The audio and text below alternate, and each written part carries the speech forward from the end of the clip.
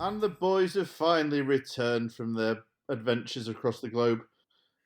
And his trousers were still up, really? Just about.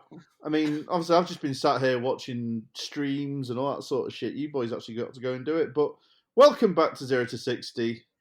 I've got the usual two suspects of Mr. Big Sauce himself and the Demon Ranger. Hi, guys. Hello. Hi. And I think, I don't know, we might as well start calling him co-host. He's on that many. Mr. It's been like 2 months since I was here last. What are you on about? It was something like 3 episodes. I actually counted. That's like, not my fault. Like, just like the fact there has only been 3 episodes in my absence is fucking nothing to do with me. I know. To be honest, you were making so much content anyway. I thought you needed to give a bit of a breather, mate. But we used to joke about me being chained to my desk. Now I am literally chained to my desk. It never ends. The content grind is real. But thankfully, someone is paying me for it, which makes it a bit more socially acceptable. So it does. But to be fair, I think watching you absolutely destroy Mr. Holden with some Crouching Tigers was a wonderful thing to watch, to be honest. I can wholeheartedly recommend it. Stop giving away the hot tech, Brooks. You'll tell them real quick that Kitty Katsu is king. Kitty Katsu is the truth. Oh, look at the look on Liam's face when he hears Kitty Katsu is quite something. Well, we did do a poll about the name, and Kit Kat can do one. Kit Kat was the winner. Kit Kat was the winner. Well, people are fucking wrong then. I can deal with Kit Kat. Kit Kat's it's not. It's Kitty Katsu, mate. Enjoy it. Embrace it. Everyone is entitled to my opinion. Do you know what? If you ever play it, Liam, I'm getting you those little kids have those little the headphones that have got the cat ears on. I'm getting you some while you play. Brooks, buy them now, and I'll wear them at the winner box. Let's go. I'm Amazon Prime. E-girl cat ears right fucking now, and I will wear them for the winner's photo. Mate, cat ears and a tail. You can work out. No, you're pushing it. That's someone's kink, and I don't feel like dealing with that. Everyone's entitled to what they want to be into, right? Anyway, absolutely. The problem is the answer to that question is not me. Don't be into me. Anyway, so I suppose there's been a couple of bits happened recently. We've had a small tournament in San Jose, or 3. Basically a winner box. Yeah, just I heard that was the prize. Yeah, win a couple of boxes. A single box of Dynasty. Wasn't quite worth the flight, to be honest. Oh, it's a bit expensive. No. Then I suppose we have our Dynasty release. We've had Abandoned Restricted. Well, Banned and Suspended. I will get it right one day. One day we will. So we got announced what the Christmas promo is. Fucking love that card. It's so good. I mean, obviously, this is the point where I hand really over to you boys and go, Worlds, discuss. Because from watching the streams, I think, obviously the casters did a really good job. Brendan from Arsenal Pass was actually really good. Really enjoyed him doing commentary, and obviously Flake and Brian and all those guys were always good. But it looked like an amazing tournament watching it. Yeah, wasn't it just? I mean, the first of all, I guess the event and everything ran on the whole very smoothly. I think it was maybe not the most ideal venue. I know some people had issue with. We were basically in a giant blue tent. I think there's like one major issue with the venue, and I think that's very likely to end up coming from me and Vex and Malice. I think that's fair. So I mean, the Great British Bake Off gets a lot of views, and they film that in a tent. But to be honest, I didn't mind the tent. I'll be honest. I think calling it a tent is a bit unfair. Like, it was clearly like a structure that can be set up for long periods. That's got decent framework, and fucking Liam's dying. He's lost it already. That's it. But like, I think that's probably unfair. I went to a fucking Yu-Gi-Oh tournament when I was a teenager that was on an ice rink covered in wood. All right, like we've had literally they just put wood floorboards over the ice rink and set up the tables on the ice rink in Sheffield. Right, this was a like YCS, which is basically a fucking cooling level event. So like, if I can deal with the fact all my Yu-Gi-Oh cards were fucking frozen when I was a kid, I can deal with this this makeshift structure that isn't really that makeshift. I think people were being a bit too harsh about the tent. It's more the toilet situation. I'm sure we can get onto that. I mean, on a Frozen perspective, you've on many a time threatened to dress up as Elsa while you played Icelander. So if only I'd done slightly better. That was. Y'all missed out on me having to remove the fucking United Kingdom flag on the way out of the top 8 dressed in a fucking blue gown. It would have been glorious, man. What a way to represent the UK. It would have been stellar. So aside from the venue, obviously it's the first ever Tri tournament, without calling it Tri Wizard Cup. Certainly was. Yeah, I mean, to be honest, I don't know how you boys felt about this. 16 rounds is a lot, I think, is my biggest takeaway from that over 2 days. It adds up.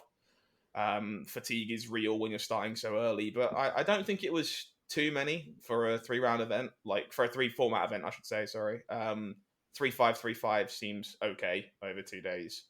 I think that's what World should be. I think if you've got a format of the game, you should be playing it at the World Championship. So I'm a big fan, and having gone through the whole process and played all 16 rounds, I would do it again.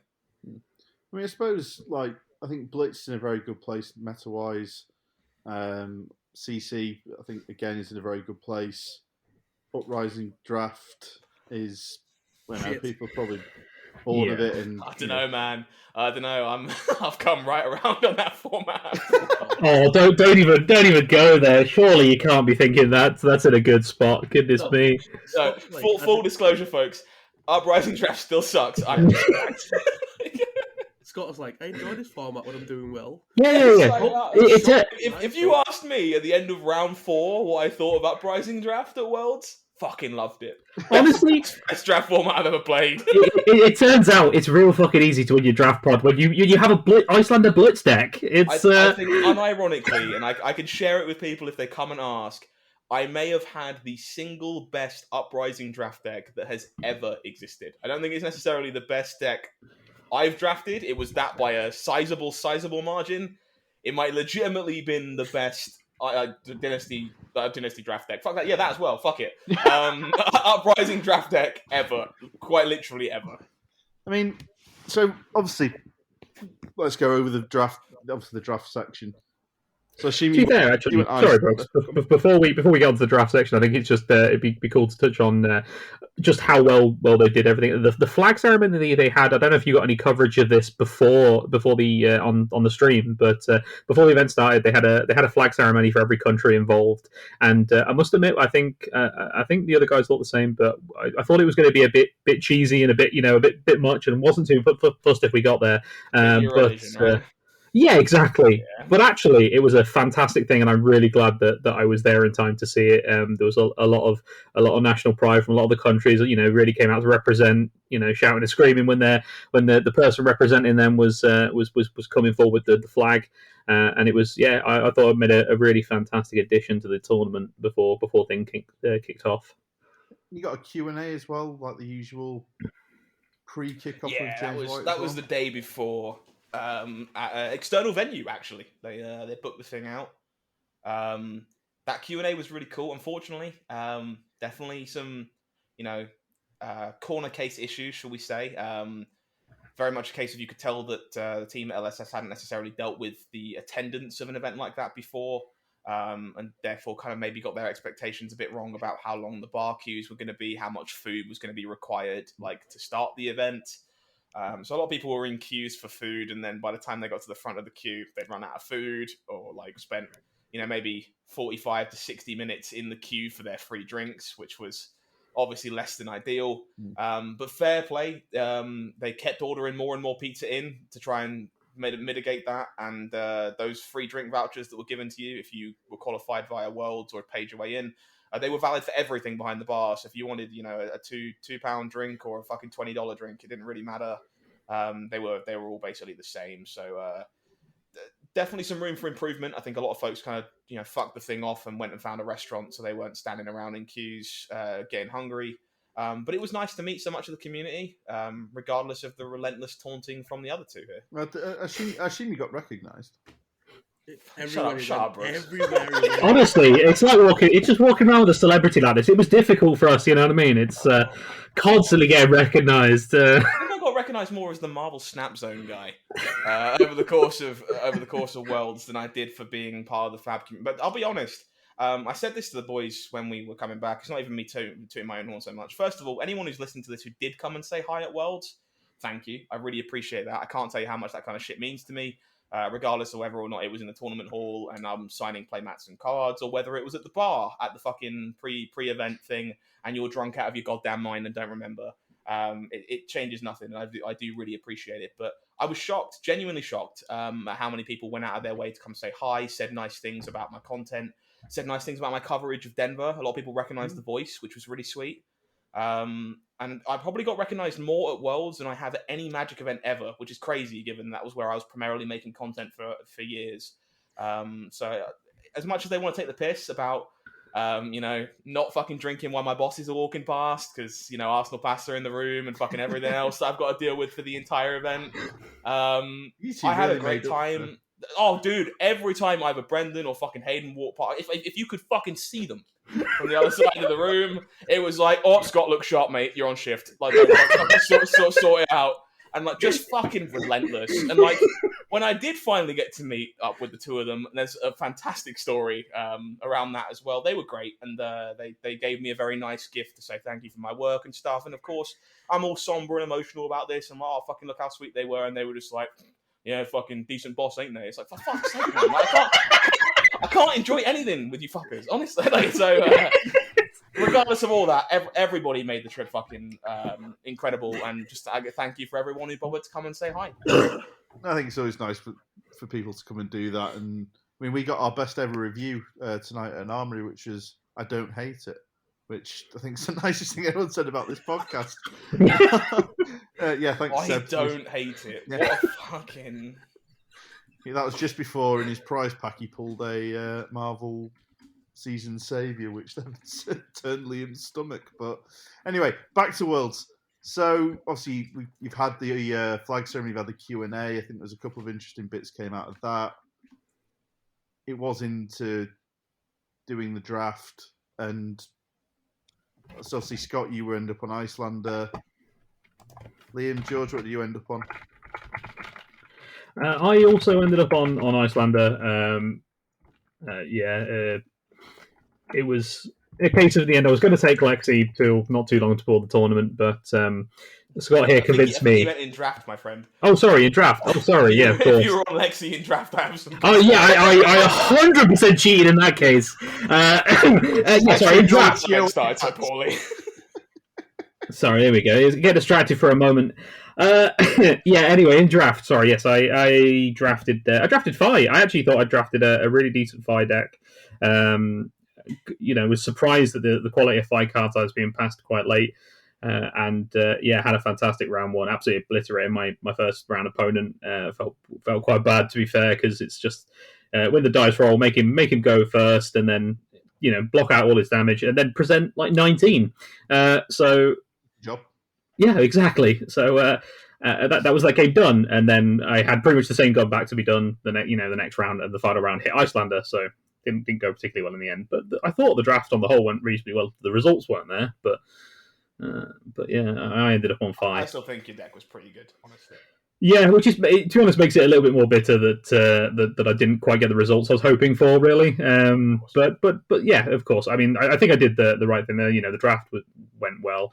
I think it's just unfortunate that this format means, particularly when you're on a Fi deck, the dice roll is so important that those few small bits of variance make the world of difference. Yeah. How about you, Liam? I also drafted Fi. My deck, I don't think my deck's definitely like slightly worse than George's, but it wasn't like horrendous. But I think I played 3 Fire Mirrors back to back in my draft. I was in a draft pod full of 4 Fires, and I queued all 3 of them back to back. I think I won the dice roll in the first round, but then he had a bigger turn than me, so I lose. Then I won the dice roll second round. I also had a bigger turn than him, so I won. And then in the third round, I lost the dice roll, and he had a bigger turn than me, so I lost. That's basically how it went. Oh, I fucking love the Fi Mirror. I hate how much it just comes down to whether you win the dice roll and you can go second. You can win games where you don't win the die roll in the Fi Mirror, but fuck knows they're few and far between.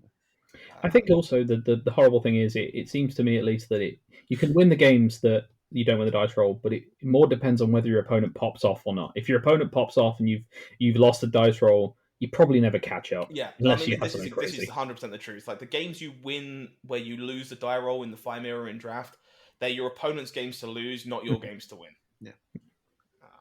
But yeah, I mean, unlike these two boys, I drafted Icelander. My first deck, I mean, I'm not gonna spend too much time talking about it because again, if you want to see the photo, you can. It was just the most ridiculous deck I've ever drafted, and thankfully did 3-0. It was, I'd have been fucking upset if I hadn't, honestly. And I got a nice stamped Tiger Stripe Shuko as a memento. Oh, very nice. Which was nice.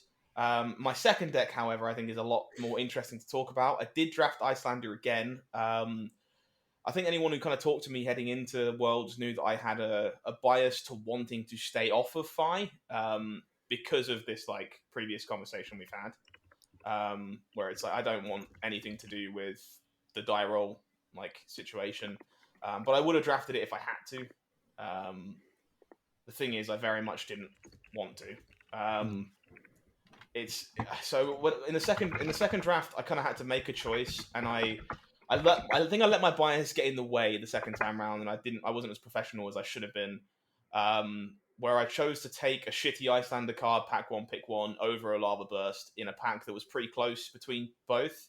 And all in all, like, the deck didn't come together. I had to, like, the guys saw it. It was a bit of a train wreck.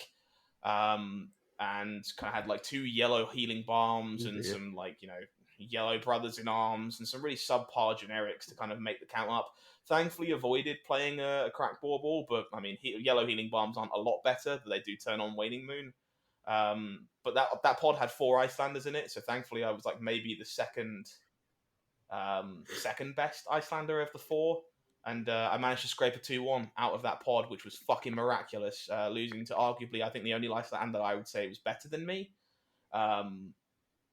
Because they had more blues than me, and whether you think that's all that matters, and it really was, because 3 of the 4 Icelanders had a Spellfire Cloak, so it really did just matter which of us had the most blues, and unfortunately that was Ian Zhang, which some of you might be familiar with, who had more blues than me in the mirror, but fucking ecstatic to have scraped a 2-1 with that very, very subpar deck. Yeah, I must admit I was surprised. I think after seeing that you were. Seeing your deck, just seeing how you getting the result there, I think it was just the reps you've got on the deck as much as anything else. Yeah, I think, but the thing is, I kind of think that's a bad thing in a way, just because again, like I think I drafted that seat incorrectly in a spot where it was arguably the most important draft of my life so far, from a personal bias of not wanting to be Fi. When I pretty clearly could have been a very solid Dromai if I'd taken the burst and like had stayed open. But of course, as you say, my familiarity with Icelander and just how many games I have on that hero in every format imaginable kind of carried me a bit in draft. And I now wonder post Worlds how much that familiarity is worth across format when going into a draft, and whether it should ever influence your decisions to like not force a hero, but lean heavily into it, or whether it absolutely shouldn't. And I don't have an answer right now. No, it's a really interesting point, because it's something I didn't really think about going into Worlds, if I'm being completely honest. It's only in the post aftermath that I've kind of thought about it a bit. And I think George is right. Like, my familiarity on the play patterns of the hero definitely carried me when there was 4 of us with like pretty subpar Icelander decks all around. And I don't know how much that was actually worth. It was definitely worse than being Dromai, but it might have been better than being a middling Fi. I truly don't know. Yeah, I think so. It's not a question. Yeah, it's one of those you never really get the answer to at that. No, without playing more of the format, which I'm not going to fucking do. I have absolutely no interest in playing Uprising Draft again anytime soon. So, yeah, enough of that. Anyway, yeah, I mean, Draft is definitely my favourite format of the weekend, but certainly not your twos. We did move shortly on to CC afterwards. Unsurprisingly to everybody, I was on Icelander. Shocking, I know. What about the other 2 lovely folks we have here with us? Well, do you know, I'll jump in here because after all, I tried to say this early, so yeah, I jumped the gun a little bit, so I might as well get it done now. I blame you for this. To be fair, Scott. Anyway, right before the event, I would like to say I was gonna be probably end up on Lexi. Though I was on the fence anyway, but I ended up taking Scott's Icelander list out for a run at a local event just before, and to be fair, I had a hell of a time. Did reasonably well, and was like, do you know what? I'm gonna run this list for Worlds. So I managed to scrape the cards together just about and give it a go. And to be fair, I think I had some reasonable results. The data obviously didn't go quite as I'd hoped, but I did manage to. I don't embarrass myself. I don't think with a hero that I hadn't played for as long as I would have liked to have done. I probably should have gone with something that I had more reps on, but I don't think Lexi's particularly well positioned at the moment. So, yeah, like I say, I ended up obviously making a different choice. But yeah, I think it went reasonably well. Obviously, my record by the time we'd finished the CC section wasn't really good enough that I was gonna win anything. So in the end, I decided to drop from Worlds and play the Calling the next day. Makes a fair amount of sense. Liam, where did you end up? So I ended up on Holding naturally because why wouldn't I, right? I was actually really happy with my Holding list in the end. I think I made like a couple of last minute changes, which made sense to me because of the Zealous belting into the Icelander matchup is like really helps. But overall, I think my record was disappointing. I think I ended up like 3-5. I ended up finishing the same record as you, George, right? Yeah. It sounds about right. Yeah, I think it was so 3-5. I ended up doing like a Viscera matchup, 2 fire matchups, an Holding Mirror, and a Bravo. Yeah, overall happy with the list. I probably wouldn't have changed it, to be honest. It's just I think a few gameplay errors, and definitely cost me a couple of rounds, especially in the fire matchup, which was really interesting. But overall, went and dropped and played the Calling. Yeah, again, makes a fair amount of sense. I think for the, I guess people might not be aware, Worlds in general was quite forgiving with its price structure. They did kind of pay on down to like top 64. But once you're past that point where like that isn't going to be a factor anymore, the Calling is just like significantly higher EV. If you're looking at having to like 7-0 or 6-1 or whatever on day 2, so fair play to both you boys for going and giving that a shake instead. I ran pretty unfortunate in CC myself, actually. It was not the best format for me over the weekend. I went 2-3 on Icelander, which was not the result I was looking for in a deck that I was very comfortable with, especially given that list ended up being like maybe 5 or 6 cards away from Michael Hamilton's winning list when everything came to light. So obviously, as George kind of said earlier on, it stings a bit more when you're like, well, the deck was good. I wasn't wrong about the list. But I think, unfortunately, I kind of covered this a bit when I was doing some video stuff myself at Worlds. But I had a lot of games that were actually fantastic. I don't regret very much in CC. I just found myself in a lot of spots where it's like, okay, opponents in Strider's range, got to block until I find a damage spell. And like having to block and leak damage to a Rosetta Thorn and having to block and leak damage to, a Fi or whatever while I'm blocking. And not finding the red to like vomit damage at the end. And unfortunately, just kind of dying before I got there, which is the thing that happens with Icelander, which is fine. So a bit of a shame to barrel out that way, but I was still 5-3 after 3-0ing draft. So I chose to play day 2 of Worlds because I still had plenty to go with. And again, scraped a 2-1 out of draft and was feeling pretty comfortable heading into Blitz. And I guess I'll get the Blitz talk out of the way real quick now because I'm the only one who ended up playing it over the course of the weekend, so we won't dwell on it for too long. But I took Briar. I believe Liam took Oldhim. George also took Briar in Blitz, but of course never got to stretch the legs. And I actually think it was a fantastic choice, even more so seeing the results of the Battle Hardened on the Sunday, which was full of Icelander and Prism, which were the 2 decks I was like hoping to gun for playing Briar. I think it's really good into both and has like the highest ceiling when it comes to turn 0 and turn 1 power cards.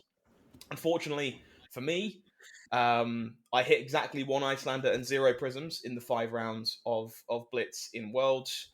Beat the Icelander. Went 1-1 into Chain, which I played against twice, which is a matchup that is not good for you, honestly. You are behind. They're basically you, but with a Carrion Husk in that matchup. So was fine to take a coin flip in that scenario. It's fine by me. Hit Matthew Fawkes on Kasai, which that matchup's kind of bad, I think, unfortunately. We actually had a really close game. I think I made some gameplay errors where I had Channel Mount Heroic twice, and he was able to block me out pretty succinctly. And I think I could have played those turns better than I did. But outside of that, it is what it is. I don't think I was winning that game regardless. And then unfortunately, the last round, I'm pretty bitter about this one. Got paired into an Oldhim, playing for all the cash, and unfortunately played exactly two turns of Flesh and Blood in the final round, to a pummeled Hammer and then a pummeled fused Oakenold to kind of just steal it all away without any glory or any chance at recognition at the end. So it was a pretty sour ending to go 9-6 and finish in 80th. So can't be too disappointed with a top 100 finish at Worlds, but obviously when it starts so well, it's hard not to be a bit better. No, I think that's the roughest way that you could possibly go to get so close, but then have something like that where it just take it away from there's so little impetus from you to be able to actually address it. But I think between all three of you, I think you did a sterling job. You look at the deck choices, taking Icelander. Obviously spoilers for who actually ends up winning, which was Michael Hamilton, who was actually on Icelander. 2 Icelanders made the top 8. Obviously, it was a mirror in the first quarters, which I was lucky enough to watch on the streams. But I think you all did a sterling job out there, and you should be proud regardless. Yeah, honestly, I think it's one of those, right? As well, we've got to try and remember that the field there is the hardest it could possibly be. The absolute best players in the world were there, and anyone who made it there at least the vast majority have made it there through winning something themselves. There were no easy games, no easy matches, and I think it's worth remembering that and to not judge ourselves too harshly, and that maybe we didn't get the results that we were after. So it's a tough one. I kind of talked about this in briefly to a number of folks before we started, and a few folks since, because they've obviously asked about the experience, but I had some pretty fucking shit imposter syndrome going in. Most people know I picked up a PTI from the lovely Liam here to be able to go play Worlds. As on multiple occasions, I finished events with the same record required to get one, and bricked on tiebreakers, and didn't want to miss out on the first Worlds, so I accepted his generous offer, and that kind of led to me having some pretty crippling imposter syndrome going into Worlds. It was bad. It was like almost self-destructively bad, where I didn't want to play test or fucking do anything else because I didn't feel like I deserved to be there. And it fucking sucked. And I think honestly, without all the lovely folks who'd come up and said something or asked me to sign cards and sign playmats and stuff over the weekend, or thanked me for content and stuff, I'd have been a lot worse coming out of Worlds than I was. And I struggled a lot after losing that last round and losing all the money, losing fucking thousands of dollars, and to turn 2 fused Oakenold pummeled. It's hard to stomach when you already didn't feel like you deserved to be there. But you guys together, who said some very nice stuff when I needed you to, and people that said some incredible stuff to me all over the course of the weekend, made me realize that a top 100 finish in a room full of the best Flesh and Blood players in the world is more of a reason that I deserved to be there. And the praise and the thanks was enough of a reason I deserved to be there, more than any fucking PTI ever meant that I did. I think you've missed out on so many occasions, literally on tiebreakers, that you did deserve to be there. Is it a 350-man tournament? Something to that effect, yeah. 347, 35. I can't remember the exact amount. But some of the best players in the world. You look at people like Michael Hamilton, multiple call-ins, people like Pablo obviously playing, people who've won, the 2 Pro Tour champions. you were all in that field. More importantly, I think for all of us, you proved you can win games at Worlds.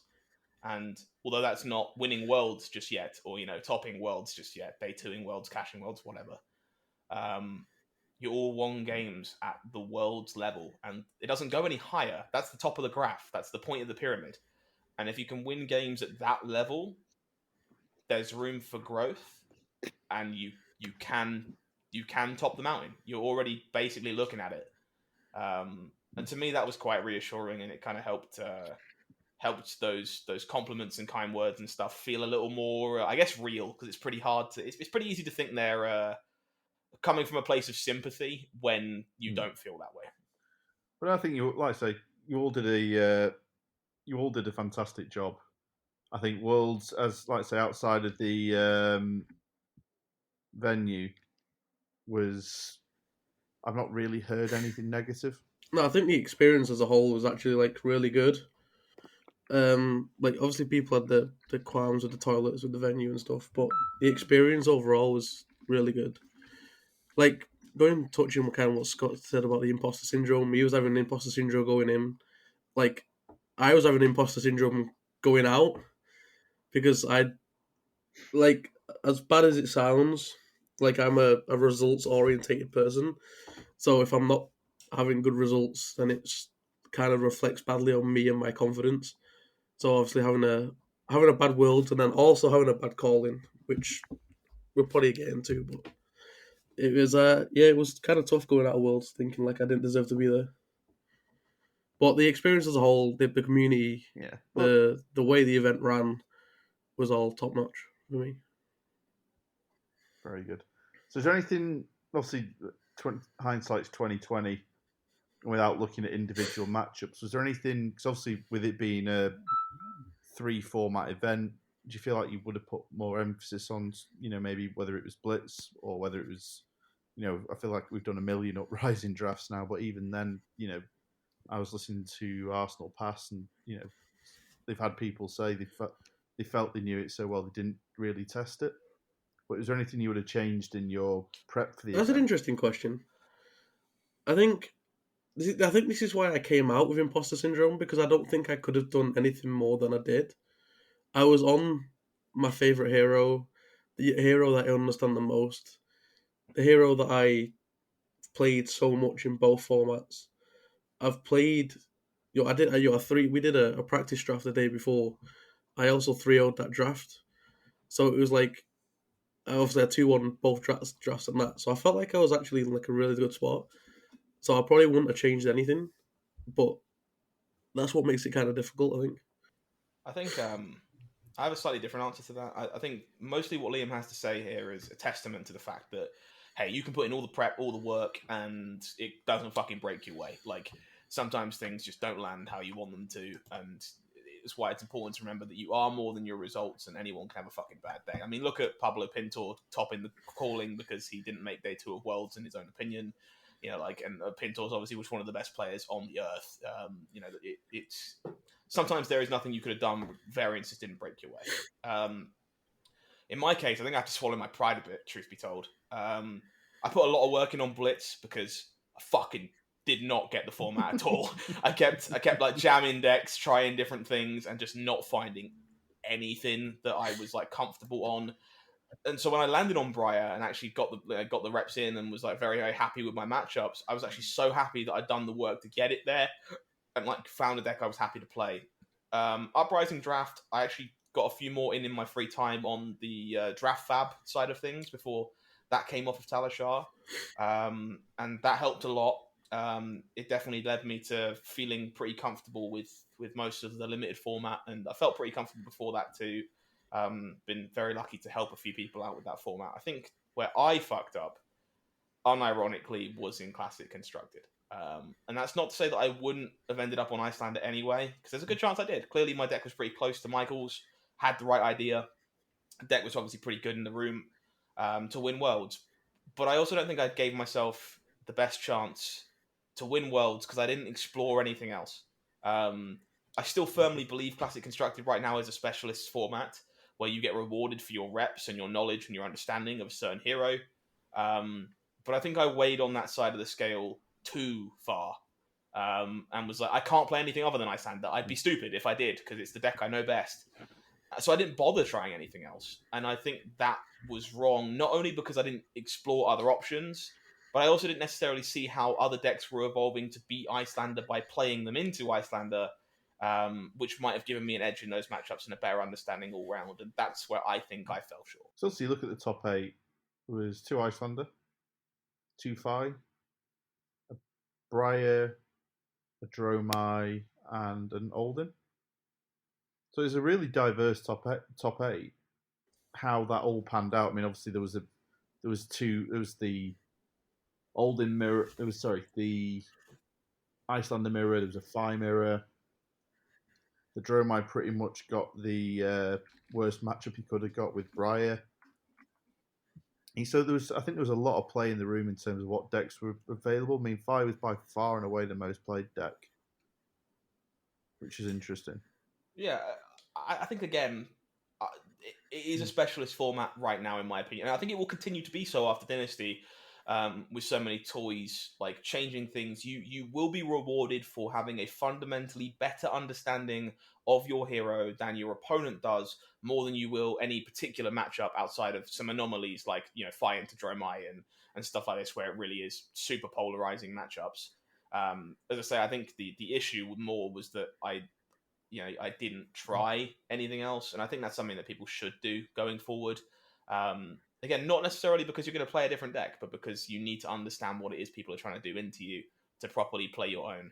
And that was something that I think a lot of people that picked up Icelander for Worlds had done, and they explored how Fi was evolving into them, how Oldhim was evolving into them, and I hadn't played the other half of the matchup, which led to me making mistakes.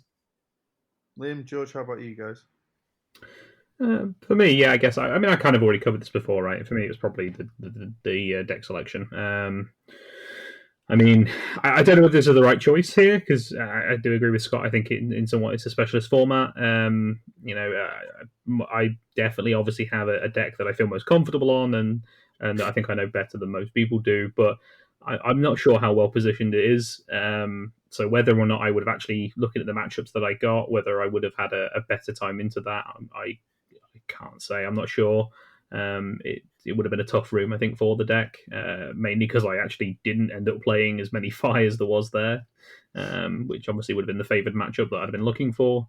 So, yeah, I mean, when it comes to what deck I should have taken, to be honest, the answer was probably just to go with the meta in this one and do what I ended up doing in the calling, which was to take Fi instead. And goodness knows how. I mean, that deck's just stupid. It's absolutely insane. I mean, I think I played it and made mistakes in the calling, and it's just enough that it can steamroll people. That it didn't always matter. I could sometimes make a small mistake here or there and still come out with a win, even if it was narrow. If I'd maybe got time and practiced on the deck and learned it to the level that I could have done, maybe things would have been different. I mean, on Fi, I played him at a local armory, and I 3-0'd. I've never played Ninja really. I 3-0'd with it. It is one of the most linear, aggressive decks. I mean, there's obviously a difference, like the Dan Ratajkowski to Rob Catton's obviously making the top 8 who play it to a different level, but perhaps. Yeah, I guess I'll pop in real quick there just to kind of make sure no one gets offended by that statement. I like to refer to Fi as a deck that's got a high floor and a high ceiling. In the sense of, like, a lot of people look at decks like Fi and go, Herder, Helmet, easy, linear, don't have to think, whatever, deck's broken. Fi is a fantastic deck to exist at being good in the metagame, because not only does it keep people in check and stop them getting greedier and greedier, but it's also great for newer players to pick up because, again, it's quite forgiving. You can make a mistake and not get massively punished by making one mistake over the course of a game, unlike a deck like Oldhim or Icelander, where sometimes you can make one incorrect decision and you just die as a result of your mistake. However, what that does mean is the people that are good on Fi and like good on aggro decks in general are so much better than the bad Fi players, because if you watch them navigate board states and understand what matters in matchups, it's so much more intrinsically interesting, because when an Icelander is correct and they win a game, they often win a game by, 10, 15 life or whatever, or it's not particularly close because Storm Striders in response was always a kill, and they found the window to get to that point. So as a viewer, it can be quite like, oh, they were always in control, they were never in danger, they were working towards Storm Striders. If you watch 5 players compete against each other, bad 5 players lose the game with their opponent on 1 or 2, where the good 5 player found a win. And that is exceptionally harder to navigate and much smaller margins for error overall than some of the other decks that aren't as aggressive. And that's what makes the good 5 players truly special, because they win games that other players will not win, whereas bad to middling Icelanders can still win games that good Icelanders would also have. 100%. And I think, like I say, it's obviously there was Dan Ratajkowski and Rob Catt, and obviously George Roger won UK Nats on 5. I think it is, like I say, it's very forgiving, whereas you look at the top 8 and you look at Michael Hamilton's first game, it was almost decided on turn 2 because just that one mistake of putting such a ridiculous error. Putting the defense reacting Arsenal, having it already been brain freeze and seen, just meant that such a talented player was always going to see the opportunity and just completely wipe the floor and effectively blanked Icelanders here with power. Yeah. It was absolutely insane to watch. Yeah, I think it's a crazy one. Again, fair play to Michael Hamilton for adapting on the fly and then having to find a way to play that matchup in a way that he will never, ever have played it before and likely never will play it since. But you're right. It goes to show you again, Fi, as you say, small mistake about, I didn't realize my opponent knew about this card. It's fine. You're going to shove that card in their face anyway, eventually, I forgot that I revealed it to belittle. No big deal. I'll attack with it. No problem. Icelander's case, it got revealed. You forgot that it got revealed. And the game ended. The fact they actually got to that stage in the first place, the fact that he got his cards stolen, managed to scrape his deck together, and then top 8 was a story in itself. But fair play to Viet Farm. Having all your shit nicked and then getting your head together and getting a deck in your hands and making top 8 of Worlds, fucking incredible. Absolutely insane. Just like I said, I think that's the thing with a deck like Fi. I think it's easy to pick up. Very forgiving, but once you start playing the good Fis, I think I noticed it when I remember Liam pointing out to it was again playing chain. You play some chains, it's just spamming, but once you play the good chains and the people who are going to interrupt the chain, the shackles, ebb and fall, get the blue they need, and then hammer you even harder, you really see that difference in performance. Always refer to aggro decks in many TCGs as high floor, high ceiling. They are the perfect place to start if you're a new player, and they're also a perfect place to continue if you enjoy leveraging a skill gap, because Lord knows you will win games no one else can. So, obviously we've got Dynasty to cover off, or Dynasty, depending where you are in the world. Ooh, Dynasty. I think we've just found out which side that Scott sits on. Yeah. I'm to be fair, I think I say Dynasty. I think I've said it a few times in the podcast, but Dynasty sounds like way more British. So. Are you moving to that one from now? Yeah, fuck it. Let's do that. Well, any closing comments on Worlds? Just again, how much of a fantastic event it was, I think, from me, and just how well everything on the whole ran. I think in the calling we had a bit of an issue at the start, but I won't go into that one too much, just with the player meeting. But honestly, apart from that, everything ran incredibly well. The whole thing went well, and it was a fantastic event. And I'm very glad I saved my PTI to travel out there. I think, unsurprisingly, for a card game that prides itself so much on having a welcoming community and being played in the flesh and blood, the first ever opportunity for so much of the community to gather from all around the world and share that love and passion with each other was a phenomenal event that I think it's going to be very hard to ever forget. And so I guess if you're listening to this in passing and you're thinking, hey, do I try and get a PTI and qualify for Worlds next year? Is it worth my time and my effort? If you want lifelong memories and you want to have an experience that will stay with you forever, then yes it is. Although you won't be winning it, because I will be swinging my Dawnblade at people's faces next year. I don't miss twice, motherfucker. No, my Cold Foil Dawnblade will be swinging at faces. My kidney might have failed me to this year, but I will be back next year. So That's fine. I look forward to you playing the calling on day 2, like these chaps. Oh, ouch. Rude. So. No, I will be looking forward to it. And again, earn your own PTI next time, Scott. oh, that's deep. I can take many, many shots here, but I'm not going to. Because I can deal with it, and you absolutely cannot. Who needs enemies with friends like these, eh, boys? Absolutely, man. This is my podcast now. Fuck it. This is why we didn't have you back. They were worried I'd take control. But no, I think even just following up, I mean, obviously, I really appreciate you guys and sort of the messages and stuff and making me feel like I was involved. The streamers making it actually a really nice production. Obviously, Did anyone tell Brooks what I was planning to do and unfortunately didn't quite get together? I don't think so. No, I'm going to go with no. So, unfortunately, the print shop let me down when I went to go print my boarding passes and stuff. But my intention was to print out your face exceptionally large and tape it to a spoon. And I was going to just carry you around in photos at Worlds and take photos with you in the group. 100% appreciated that. That's exactly my level of humor. That was very much the intention. I joked about it before the event. I'm just going to take Brooks to a spoon. It'll be exactly the same as he's with us. And unfortunately, the print shop in town let me down, so there was no paper Brooks to join us. Do you know what? I wish I'd had that foresight, and I've sent you the mask myself. It would have been great, mate. Knowing me, I would have gone one further and got a full papier-mâché kind of terrible thing. I'm not carrying around a box. You imagine having to explain how we got that through customs. I got stopped for cards, for Christ's sake. They scanned my bag for cards. They had to swab my shoes, man, on the way back through Heathrow. You imagine if I'm carrying an illustrious British-looking bust, and it's why are you taking this to America? I'm to conquer it, obviously. And then of course I get a glove up my arse because I think I'm funny. It's not. This is not not a good George way to go. III, did it? Right? This is how I'm going to do it. Yeah, it's about exerting dominance, they say, before they turn me into the world's meatiest hand puppet. So, no bust. We don't take a bust. Have you done that before, Scott? I'm trying to work out some sort of new way to talk about Dynasty. I'm really struggling. Bust, royalty, Dynasty. Easy transition. I'm a professional. On to but the the king is dead. Long live the queen. Well, the king.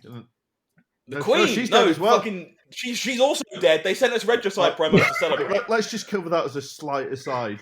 Obviously, there was the whole, let's call it a kerfuffle. It was very British around obviously the Queen's death and UK Nats, and LSS Net, very kindly reached out to me and said if you were financially impacted, here's some product and some other bits as a compensatory package. So considering that it was about the Queen's death, they sent regicide out as a promo to people. I don't know if that was intention. If it was someone thought this could be a little bit of tongue-in-cheek humour, I am all for that. It was hilarious. I couldn't stop laughing for about a good 10 minutes after I found out. It still tickles me now. Just, absolutely brilliant. But anyway, Dynasty. Obviously, it's pretty much out now. I think people have got their hands on it. Apart from Poland, yeah. They'll get it soon, and they'll be just excited at surgical extractions for €60,000. Exactly. It feels like it when I've been hit by it anyway. Card's fucking dumb. Anyway. So, well, that's it, boys. What do we think of Dynasty? We've opened some packs. Well, more than a few. Have we? Oh. Yeah, we've opened enough for everybody. You've got me covered on that one. Yeah, you've got me more than we opened more than a couple. Yeah, 2 cases worth was ample. Yeah, that was you. Yeah. That was only you. That was just one of us. Yeah. Imagine someone sitting there listening to this being like, "Wow, they're not professionals. They only opened 2 cases. That's amateurs for 4 of them." No, that was just Brooks. Yeah, not ladies. Well, now we've got some good pulls, but obviously we started to test a couple of decks and seen a few things. Obviously, Arachne Liam is, I think, your new actually replaced Oldham as your favourite. It's getting close to. I'm not gonna lie. Like, the deck is so fun to play. Scott, put him down. No. You're gonna make me salty. Fuck that game.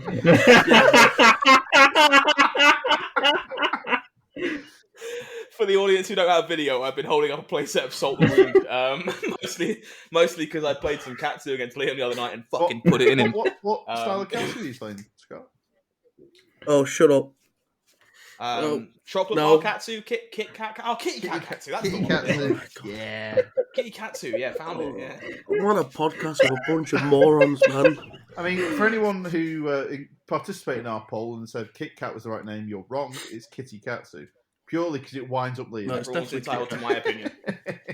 But no, what do you think of Anyway. What do you think of Arachne having played him, Liam? Arachne's like skill level. I think he's like is a mid-tier hero. I think he doesn't have all the tools, which are probably going to come into in a future set. But I think overall the deck's definitely fun to play. It's definitely mid-tier though. Like he has some threatening cards. Like the three Majestics are quite nonsense. Like one's basically CNC, one's basically pummel, and then like Eradicate can just rip through people's decks like no one's business. What is it? It's like people have actually been enjoying playing against it as well. To be fair, like I'm on a more fatiguey version, which is like something that you really hate normally, Brooks. But I think you've actually been enjoying. You into slam it. your fatigue Alden into me, and I'm sad for at least a week afterwards. But every time we played the Dory Arachne match, it's been a lot tight. It's been quite tight games, but it's actually quite enjoyable trying to work out.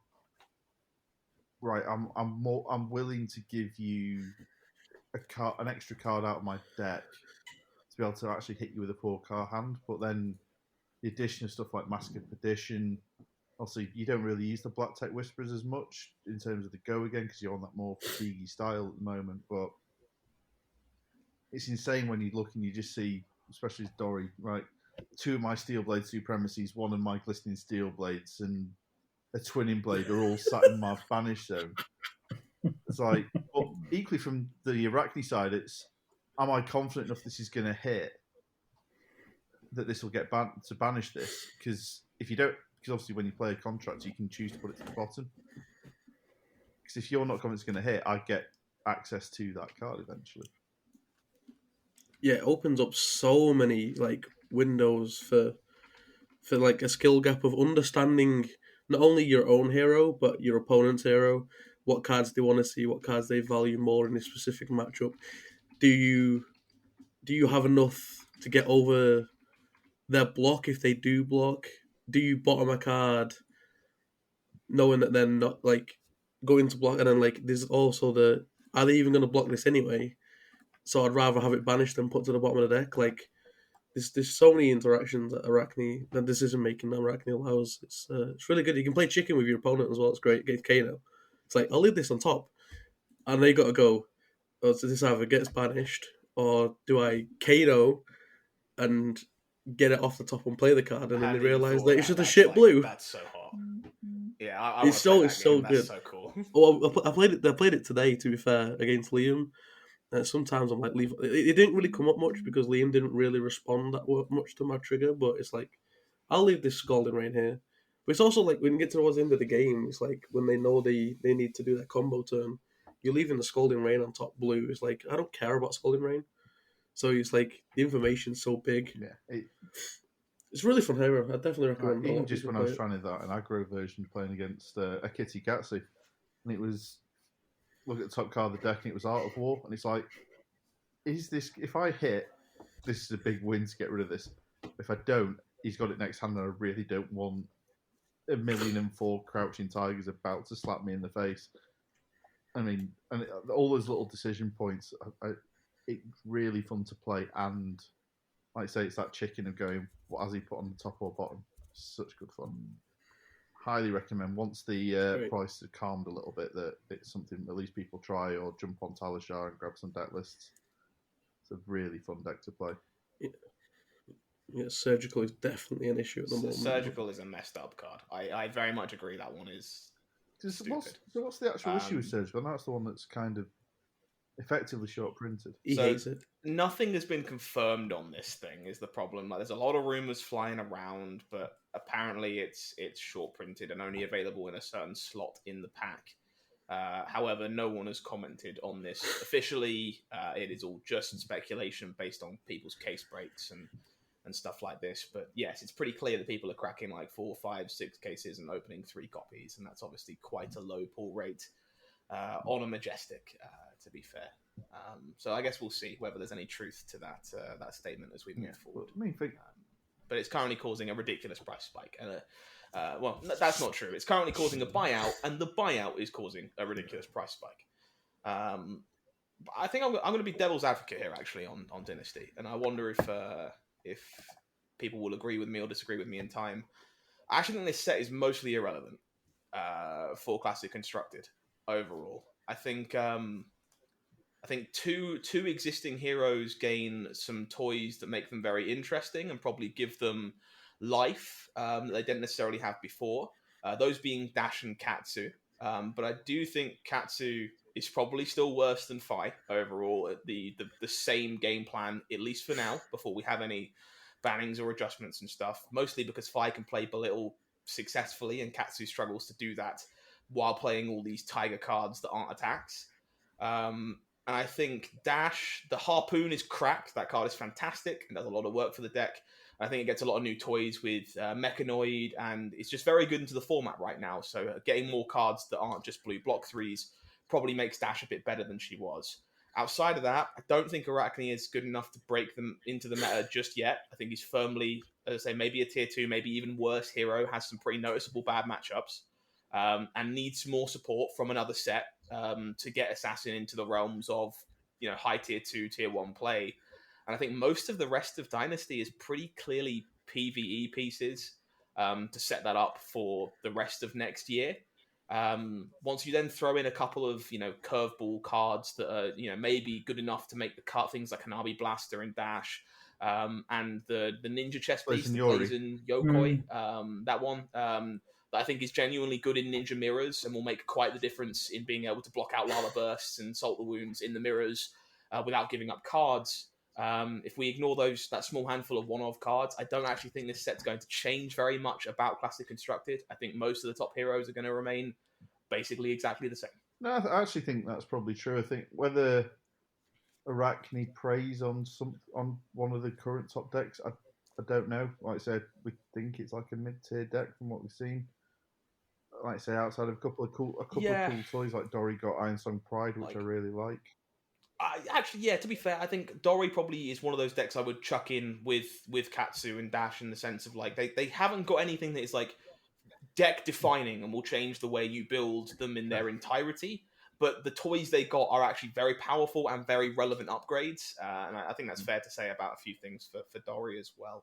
I think very much a small upgrade set, but I'm not convinced anything in Classic Constructed changes off the back of Dynasty.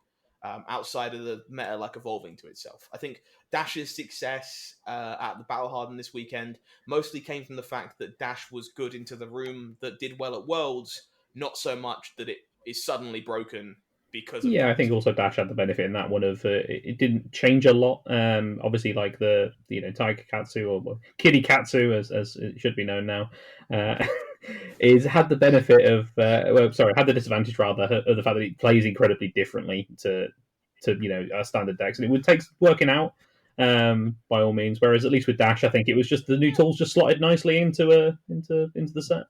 Oh, I think for the people that did well, 100%. But in terms of like refinement, I think there's still room for Dash as well. I know Matthew Folks was playing a list based around the Mechanoid at that Battle Hardened. Started Hyperdriver as their item of choice in every matchup, and was wearing Visiatronic alongside BIOS update when he became his aggro plan, so that he could crack Visiatronic and flip items into play for free against Guardians, where he was never going to assemble the Mechanoid.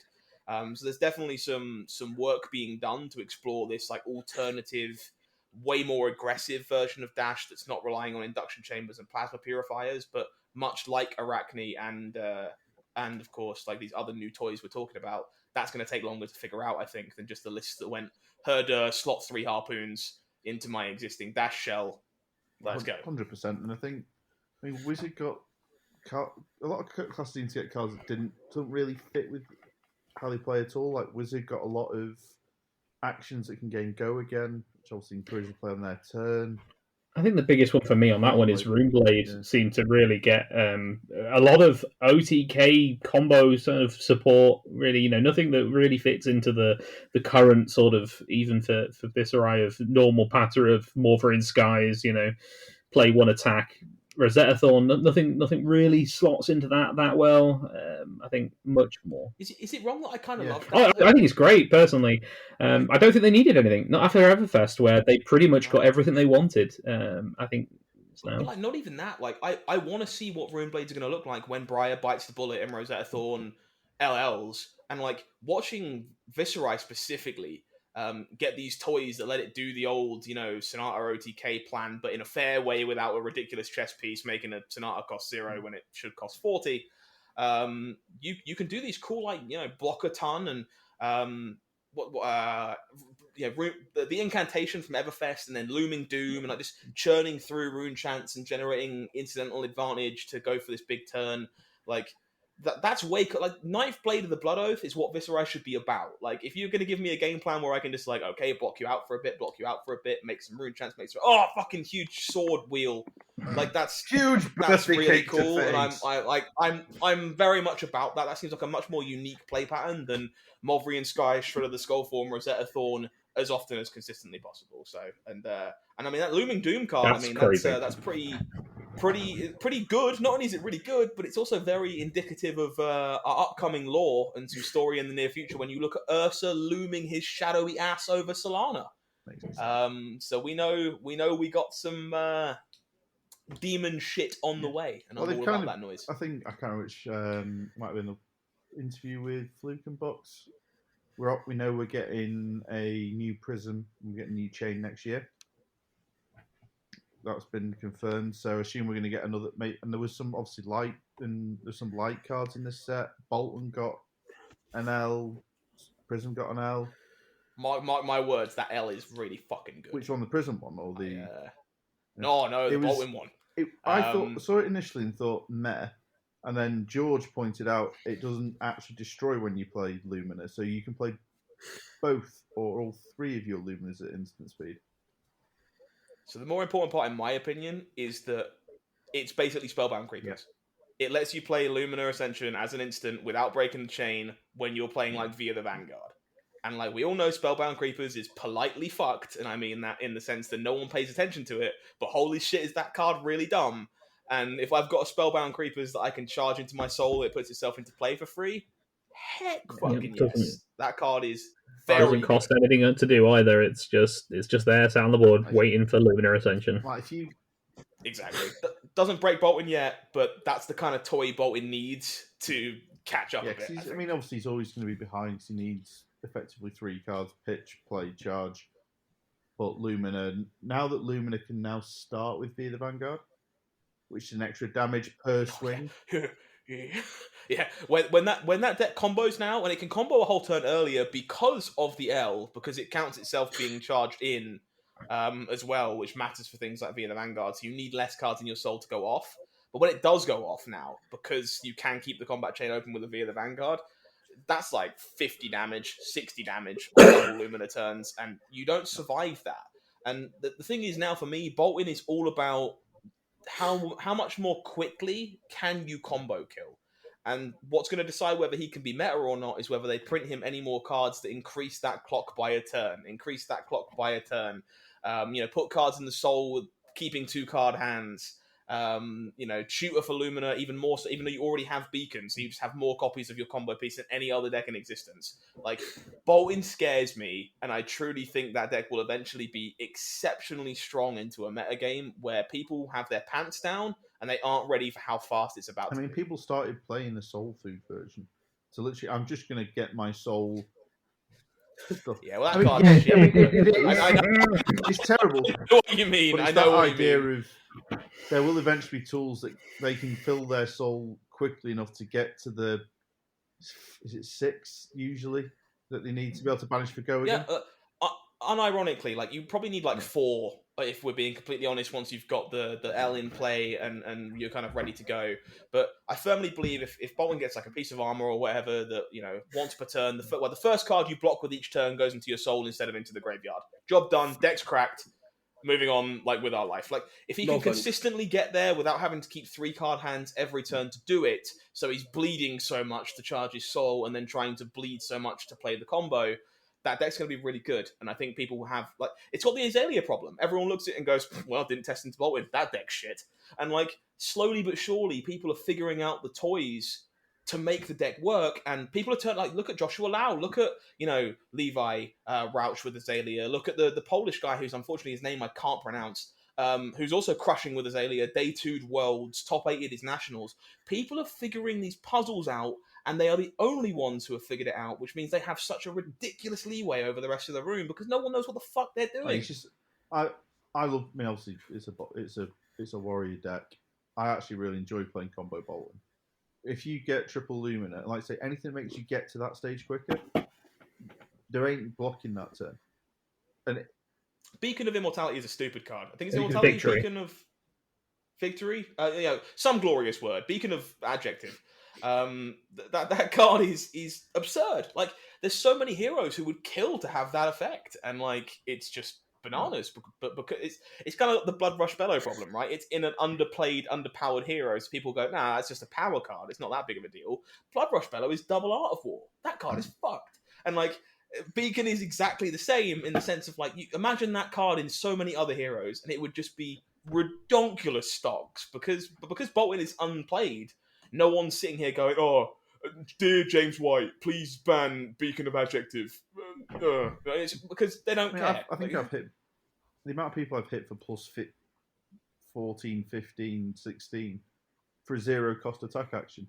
I have to get. I'm overjoyed when I get a +3 off a 0 cost Iron Song response if they block from hand. Plus 15 just because it's sat on the board and they know it's coming. You can't stop it unless. Mark my words, by the end of 2023, Bolton and Azalea will be decks people have to respect. Well, it depends if Arachne keeps putting all the Lumens to the bottom or straight up banishing them. That matchup might be bad.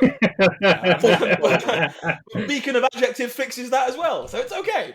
Like, it's like, yeah, I mean, sure. Like, that's a totally fair criticism, but let's be honest, even if Bolton's good, he shouldn't be good into everyone. So if that's the only problem, I'm more than happy that every deck has a couple of bad decks that he just goes, this is going to be tough. Not Prism level 90-10s everywhere you look, one way or the other, but yeah, but having bad matchups is a good thing. It makes for a healthy format for the most part. So okay, I got an interesting question. In which case, I want, like, concise answers. You can waffle if you want to, but I'm curious how you guys feel about this. Actually, obviously, Invoke Soraya and the Boltwin L were the counterparts to Doomsday and Eclipse from Monarch, with Shadows getting their legendaries there and Lights getting their legendaries in this supplemental set. How do you feel about class-specific, arguably hero-specific, non-armor Ls? Who wants to start with that one, I guess? I'll go first. I mean, I think there's different. I don't particularly mind them because there's part of it which is if you Doomsday and Eclipse are different because they could be played from the banished zone and just banishing cards eventually get to them.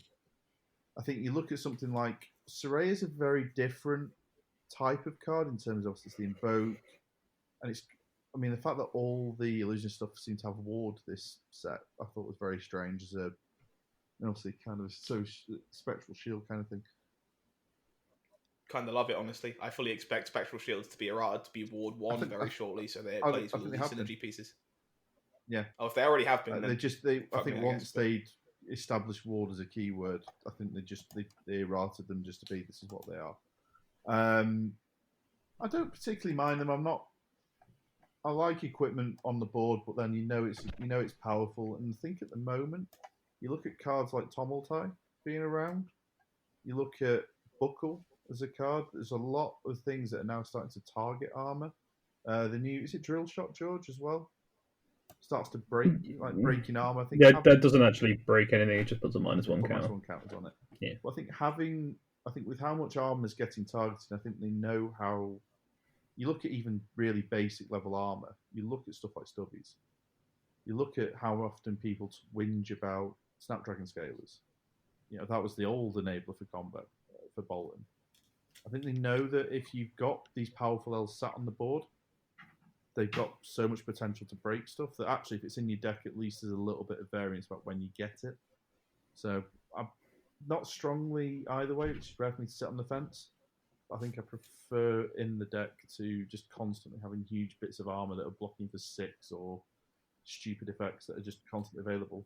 Does that opinion require every talent and or class to end up with one of these, or are you okay with them being like exclusive to specific talents and classes? I'm quite happy with the more they print. If everyone's got access to one, I don't particularly mind it. If it's one of those I don't like elves being. Elves are always going to be something you almost need to have. But I think if people have got access to one per talent or one per class, I'm quite happy with that. I guess from my perspective, I'm not a big fan. I'm much more against this. I really don't like the fact that from a few angles, I guess I don't like that. These are, I mean, the Bolton one, for example, right? If we get to this meta where Bolton is really good, this elf is going to be absolutely essential to play the deck. To play it competitively, it's gonna be that, and it's gonna be from a set that's much older, and maybe it'll be in a history pack by then or something like that. But still, it's going to be something you're going to have to go out there and pull or buy on the secondary market, which makes it harder to get a competitive deck into somebody's hands. Also, then we've got the problem of we have yet to see a hero with the same name come back after they've been LL'd. Now that's something we theorized about and that is likely to happen, I think. But we don't know it, and that could mean that these, at least for the time being or for the foreseeable future, are going to be largely useless once that hero is gone. The anything that's specific, for example, like I've never been a fan of Arknight Shard, obviously being a fable that's a Viserai spec. It's just another expensive piece that you if you want for Viserai, that you've got to go out and get. So yeah, I mean, I'm not a big fan. I would sooner they give more of a broad class support, whether that be something that's in the deck or a piece of armor, because I think they've got to be careful with the power level of stuff that they print on armor, because as Brooks said, it's sat on the board, and that's often where we see some of these incredibly powerful things come from, and that's how you end up having to ban something, I think, in the long run. But as long as they're careful with that, I'd sooner see that, I think, than having like a hero-specific one that's shuffled into the deck. I mean, apart from that, also always having legendary, like as the keyword legendary pieces, does increase the variance, and I'm not always sure that's a good thing, because you could also end up with a matchup being who sees this first. Like, I mean, in this meta where Bolton is a very competitive deck, and Spirit of Arena is something that is absolutely necessary. How much of that match in a mirror is going to be decided by who gets theirs on the field first? Because that means they can go off a whole turn sooner or anything like that. Which means if they see their combo pieces roughly the same sort of time, the person with that on the field probably just wins, and that's not necessarily a player skill thing or anything like that. It's just determined by who's in this one of in a deck that they've managed to get. But I mean, that's just my opinion. Yeah, Liam, anything to say on that one that hasn't been said already? I guess I'll give you a cop-out answer. As I don't think I knew how to answer that question, but I think after listening to George, I kind of agree where his head's at on the situation. Yeah, if I'm being completely honest, I think George summed up most of my thoughts on it as well. In especially the I drew my one of and you didn't, so get fucked thought process that concerns me about these in general. But I think it's a really interesting conversation piece, because, as you say, that as Brooks kind of mentions, there is this very valid counter argument that slowly but surely we're realizing that armor is a fundamental problem in some ways, in the fact that you can't print these effects that are ridiculous on them because they always start the game in play. The problem with that being that we already kind of fucking did. So if you don't print more, the ones that exist already will forever be a problem because they already are here, without having to just ban wave all of these in one go. So the natural remedy to that is, of course, to then print legendaries that have to go into the library. But you can't make legendaries not legendary because they're fucking legendary. So of course you can only play one of them in the first place. I don't really think there's an elegant solution to this, which is kind of why I wanted to mention it, since they chose to print 2 more in Dynasty. Because I think it's a really interesting corner we find ourselves in, and people seem to have pretty heavily differing opinions on the topic. It's that question of, let's take something like, let's take Runeblade, because they've got a 2 hero specific, well, a Fabled and an L, both of which go in deck with Chain, and one with Viscerai. And I think the gems were very different because they never felt necessary to run the deck. Like, it was a nice thing. You pitch the Art Knight Shard, you get your Rune Chant, plus you pitch in 3. It's fine, but it doesn't block. So I guess the counter to that point is you're right. They haven't felt necessary, but in an age where slowly but surely Heart of Fiendel is becoming one of the most played cards in Classic Constructed, that's not a certainty. And when you do print a card like Arcanite Shard as a Fabled, or even Spirit as an L, while they might not be required for that hero right now, you can print cards that make them a necessity later. So the problem that's what's going to go into the Eclipse. I mean, I don't know any chains that were running without Eclipse there, because Ursa was the big finish. And it's that there has to be a balance struck. I mean, I don't like hero specific L's. I don't like. There's also going to be heroes that use them better, and hero specific Fables, because once that hero's gone, like George said, you can't play that anymore. You have to wait. People have been sat on cold foil. So I pulled a cold foil Doomsday.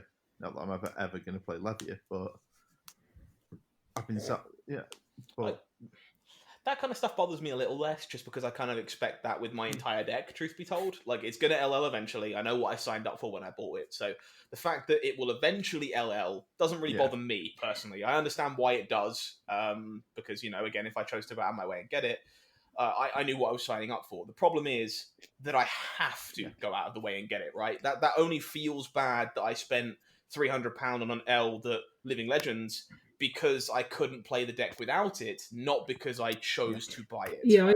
I also think I never ever want to be in the situation where whatever deck it is that's got this L is 200 point or 100 points away from retiring, and I'm like, I really want to play this tournament, but the last thing I want to do is go out and buy this before it becomes a useless piece of paper. Right before, as soon as this era hits LL. And I never want to find myself in that situation. But I mean, as I said before, I think we've got to maintain that we may well see like heroes returning with different names. In which case, the problem of spec legendaries and fableds does lessen a bit, I think. I think it's a really interesting dilemma, and I'm really not sure how they're going to get out of it, which is why I think it's such a cool discussion point. So if you're chiming in and listening to the podcast today, and you've got particular thoughts, tag these boys on Twitter. We'd love to hear. Z2S Fab, and let them know what you think, and I will laugh at you by extension when I see the comment on Twitter myself, over here or all of them.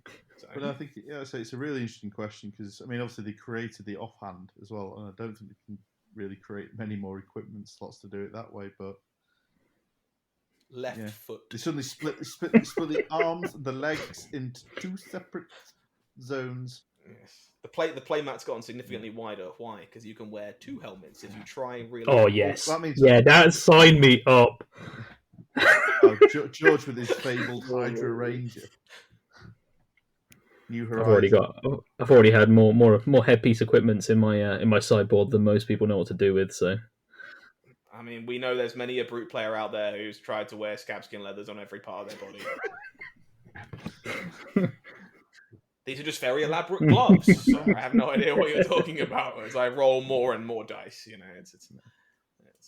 But please, LSS, if you're listening, don't fucking do that. Thank you. They don't need more ways to roll. More ways to roll dice, but just No.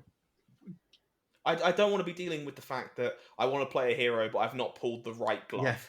No, fuck that. I'm not dealing with the side effects of that. Yeah, sorry. I need the cold. I mean, to be fair, it's bad enough by OCD when I want the right and left facing cold foil Quicksilver dagger. Good luck getting the correct facing cold foil Spider's Bite right now as well, because that one's clearly being saved for a promo down the line. If you get cold foil Spider's Bites right now, they only face one direction. The other one is not in the set. Which I thought was interesting, but those armories are going to be very sweaty. Yes, it will be an armory promo. 100%. Liam's nodding so hard the camera is shaking, so I hope no one wanted any of those diamonds. I know what one. And then I'll win the rest anyway, because fuck 'em. So I think that's. I mean, outside of the banned and suspended, we had no change for CC. They just kind of said what we said about the meta before. It was fine, but Blitz. Why did that? I was so happy they got rid of Stormstriders and they brought the fuckers back. Yeah. So look, as the resident wizard, I'll fucking deal with this question as concisely. It's not a question. As I can, It's just a. Fuck up, wizard. It's not a question. Look, so for me, the thing is, I understand. I actually think the way they're trying to tackle this reminds me pretty clearly of the Pulse of Eisenloft ban, where it's like, how can we surgically remove stuff to deal with what is currently the problem? Right? And of course, suspending and banning L's always feels shit for the same reasons we've just gone into depth about, buying L's and not being able to use them. Same issue fundamentally. So I get it. Icelander's overperforming. You banned Stormstriders. It's still overperforming. What do you do? So the thought process is then remove Pinnacle power cards from Icelander and try to create a deck that is good into Icelander, which is the thought process there. You've removed Hypothermia because people can't sideboard in Blitz, so the aggro decks have better game against you. They don't get randomly punked out by losing Go Again in a format that lasts for 2-3 turns. You've banned Aether Ice Vein, the single best target for you to play off of Stormstriders and your best way of disrupting most opponents. It is just a card that Liam has, regularly told me to get fucked when I play. There's a reason for that. It is exceptionally powerful. It is your best arcane attack by a sizable margin. Those are two pretty big hits. And although you've definitely got other alternatives, you can play Red Emeritus Scaldings and stuff like this, they're nowhere near as good. And in exchange, what you did was try to please the people who are upset that you removed an iconic piece of Wizard's toolkit and let Kano be a deck again. And traditionally, Kano in Blitz is very good into Icelander because they just outplay you, essentially. You can chip damage in response, and when you try and kill them and create Frostbites, they combo kill you. They're faster than you. They have a higher concentration of Arcane. And without Stormstriders, Kano didn't exist in Blitz. The deck just wasn't very good. Thought process makes sense. I understand. Fair play for them for trying it. They're fucking wrong, right? Ban the fucking shoes, you idiots. I completely get it, but Stormstriders is a fundamentally busted card. You gave the correct thought process when you banned it in the first place in the fact that Blitz takes 4 turns. One player should not take 3 of those. That's a somewhat unfair effect, which is essentially what Stormstriders enables in Wizard. I know it's an iconic piece of the toolkit, but I'm sad to say I'm pretty sure it's not going to be here very long. I think a lot of people that have already played Icelander with Stormstriders again have realised that it just enables you to play a different game, and the deck is still probably the best deck in Blitz, truth be told, if not better than it was at Worlds, which is kind of crazy. And the card is a problem. It's fundamentally what is causing the issue. I know they do not want to ban the most iconic Wizard card in existence, so they're trying to keep it legal. I do not think they're going to succeed. Was this almost like the question we said before about, you look at the L on the board, it's just so powerful and so defining. The card's fucking stupid. It is. It's just absolutely absurd. And again, this is fine in Blitz because you can play to this game plan of it's looming, but there's counterplay, right? In CC, if I'm cool, I'm dead from 11 or 10 or whatever it is against Icelander because I know that's the burst damage I can expect off of Stormstriders during my own turn. Cool, when they throw Fighting Spirit at me, I'll fucking block so that I'm not in Stormstriders range. Nice. I have some counterplay. You know what doesn't happen in Blitz? Fucking that. Because unfortunately in Blitz, the damage represented is 13. Or 11 at a push. If you're not playing the super high-end damage spells that some people are playing in Blitz, like Red Emeritus Scalding, for example. That's half your life total. You don't have the ability to just block a Fighting Spirit, because if you do, they take half your life total with the Stormstriders instead, because you spent cards to block Fighting Spirit and then spent cards to do something back. And if you don't do something back, they just play a card from their arsenal, Waning Moon you, have a full hand to come at you, and the cycle continues. And that's the problem. There's no good way of eating the Stormstriders in Blitz because it represents too much damage. Much like it would in CC if it threatened 20 to 24. Like once you start putting the ratio in terms of the amount of arcane, if you don't, you've got to remember that arcane can. I mean, obviously, you still get an equipment sideboard. Most decks can't, outside of Oldhim, maybe some Guardians, they don't have enough blue to be able to pitch to any more than 4, 5 arcane barriers, and that's running 5 AB. Yeah, like while presenting a turn, like as I say, the issue is you have to look at it as the highest amount of damage you can do because that's the number that everyone has to play around, right? The reason that we consider it to be 10 in CC is because no one is playing like Freezing Point at the moment in Icelander. So for the most part, it is, 5 from an Ice Vein, 4 from an Emeritus in the Arsenal, and 3 from the Moon. So like maybe 12 if you're talking maximum damage from Blue Emeritus Scalding. The problem in Blitz is it's 13 because Red Emeritus Scalding does see play. So you have to respect it. And 13 out of 20 is so much more than 12 out of 40 or 36. Like it's such a ridiculous rate on a card that.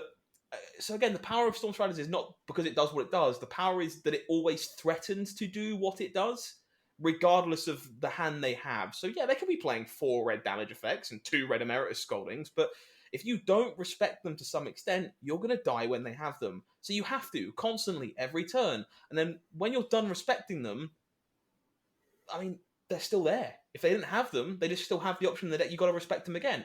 So you try and respect it too hard, then you get frostbitten, your turn just sucks, and they no longer have to have these effects to be able to actually kill you because they've just made you play off curve, made you play around it the whole time, and they get to keep having their optimal turns. And unfortunately, whether you like it or not, the problem with this will continue to be Storm Striders because you can't refuse to print arcane effects that deal more than 6. You can't refuse to print more blue wizard spells because fuck knows you've got to do that. It's the most important color for the class. So these aren't areas you can avoid to keep Storm Striders legal. So we can keep banning around the problem if you want. We can ban Voltic Bolt.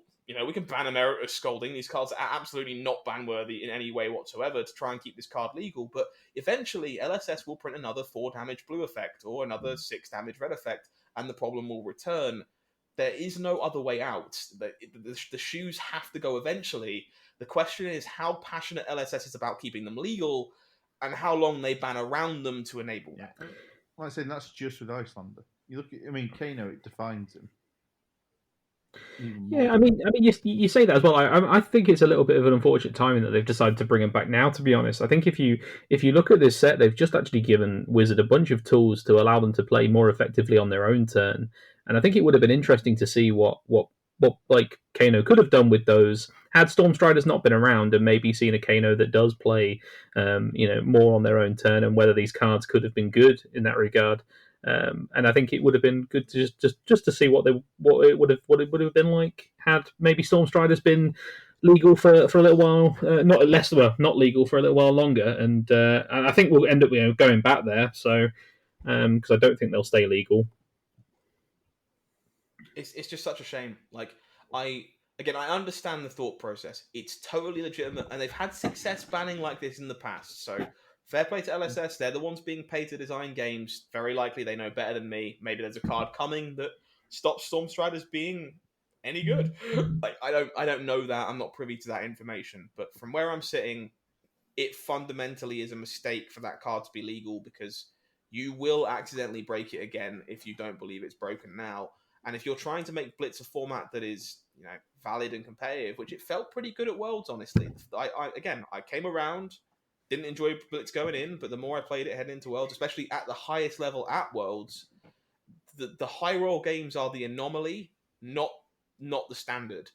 But I feel like unbanning cards like Storm Striders actively swings that pendulum in the wrong direction, especially given that Dynasty gave Rhinar a fuck ton of toys in Blitz that make that deck scary consistent to kill you on turn 0 and turn 1 in Blitz as well. Yeah, I do wonder how Rhino's going to cope. Because obviously, I think one of the games that people were saying, as an example why Blitz isn't a good meta or not a good game mode for something like Worlds was Hayden getting absolutely blown out by a Rhino, which obviously, as a man who plays a lot of Rhino, he knows exactly what was coming, but you can't stop that. That game's fucking brutal, but I mean, at the same time, you look at the game that, fucking Briar won on camera in the semi-finals of Worlds, where it just did 43 damage in Classic Constructed. Like, that's going to be part of the game in some capacity. That's fine. I don't mind there being high roll draws. The problem is the consistency of that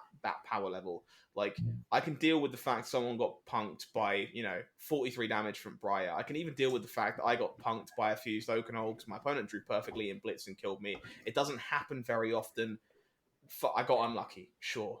Like, but if a deck is legal like, full power Stormstriders, Kano, that is consistently killing with Aether Wildfire, these Rhinar lists, if they're even 5 games out of 10 killing you on turn 0 or turn 1, that's too much. Like, that creates a negative play experience, and it cannot be that consistent.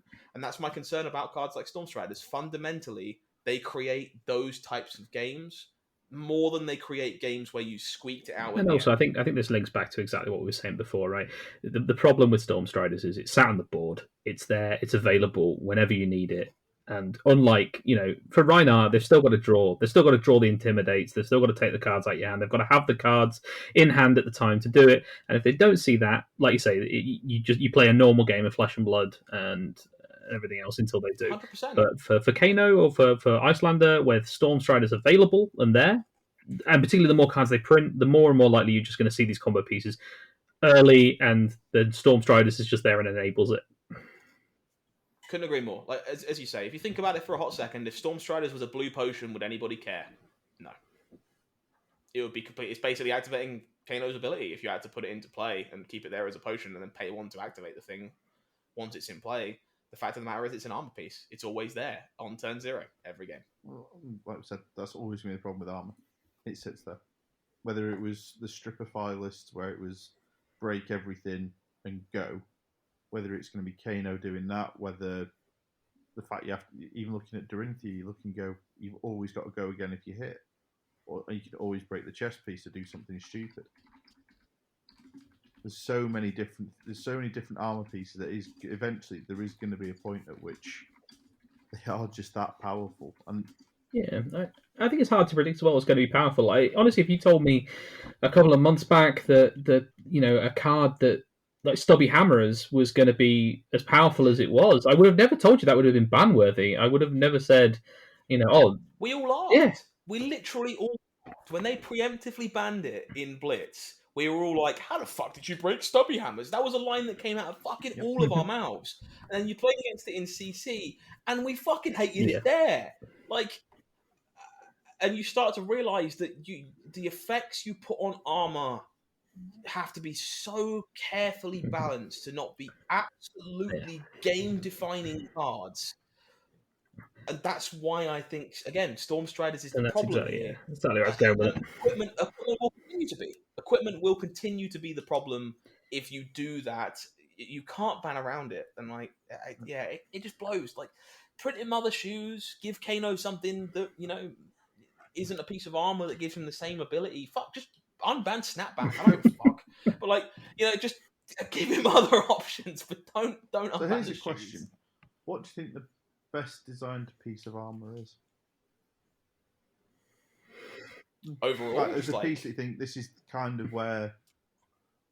Okay, so does it have to be generic, or can it be class specific? Okay. That is a tough question. I know exactly which one I'd say. It's definitely a broad one. Go on then, Brooks. Go on then, Brooks. Valiant Dynamo. Of course you would. You biased as fuck. That piece of armor is insane. The thing is, it's very good, right? But if we're talking about class-specific armor, that's kind of why I asked the question. I think the power level is allowed to be higher, right? Because you're allowed to have armor be a reward for playing a hero, or especially a particularly narrow one that's maybe a little underpowered. You explore Rhinar because he gets scabskin leathers, right?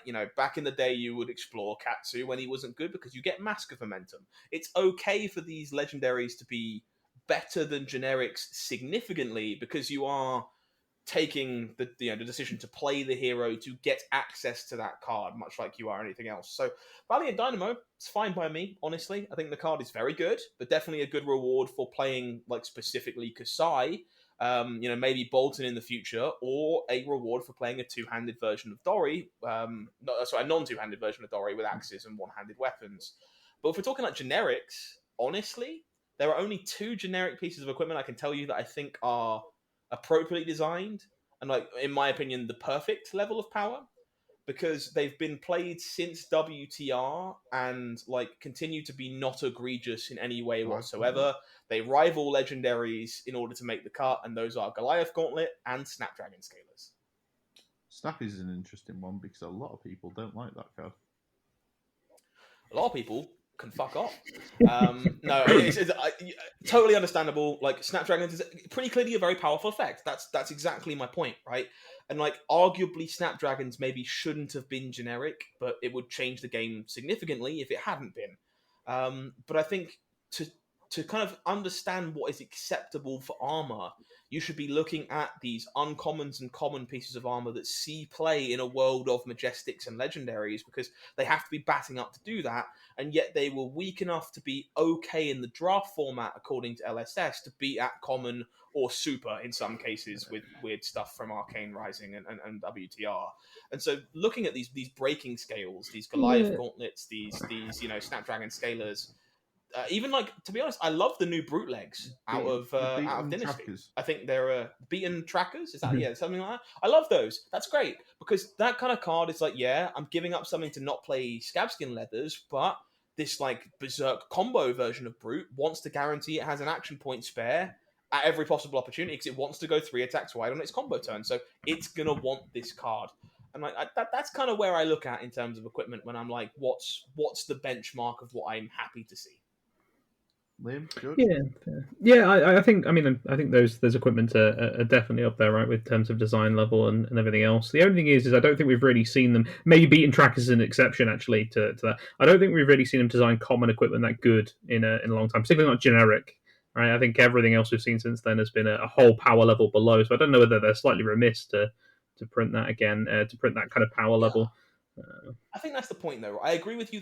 Again, it's an argument they shouldn't have been generic. That's kind of why I love breaking scales and even Beaten Trackers, because they weren't. Yeah. They were class specific. But I think that's what I want to see. Right? It's like, if you're doing it at a legendary level, you can make it generic, or you can really dial it up on class specific cards. Like, I'm happy to see Mask of Momentum. That's fine for me as a ninja legendary. That's okay. It's not game breaking, but it's a build around card, right?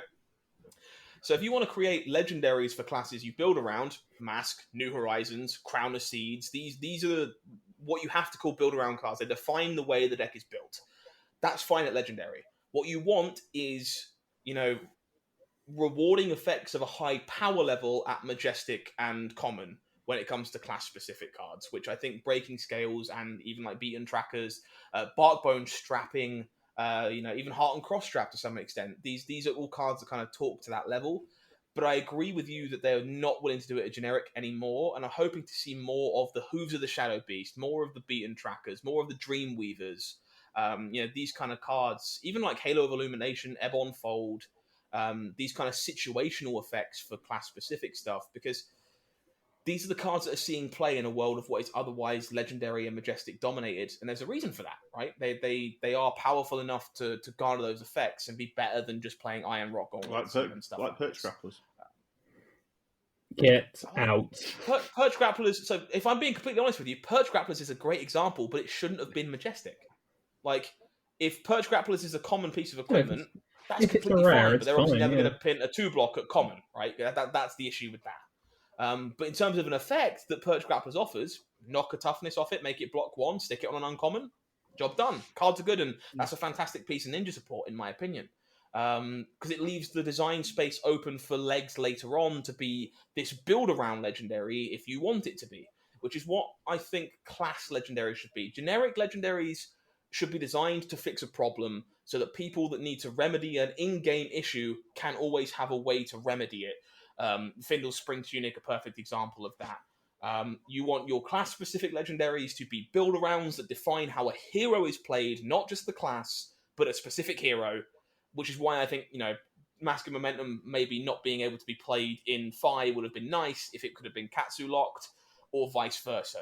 Flamescale Furnace, a fantastic example of what I'm talking about in that regard, because it's locked to Phi and Dromai, which gives it that flexibility as a result. But they should be the build-arounds because they're legendaries. Then your Majestics and your Rares should be, which flavor of the week do I want to play? How do I Like, how, if I want to play Control Katsu, there should be a Majestic or a Rare for me to put on my arms to influence that choice. If I want to play Aura Prism or Herald Prism, there should be a Majestic or a Rare that I can put on my legs that influence that choice. Like, that's what I want from Rares and Majestics, is to alter the play style of my class, not to be built around.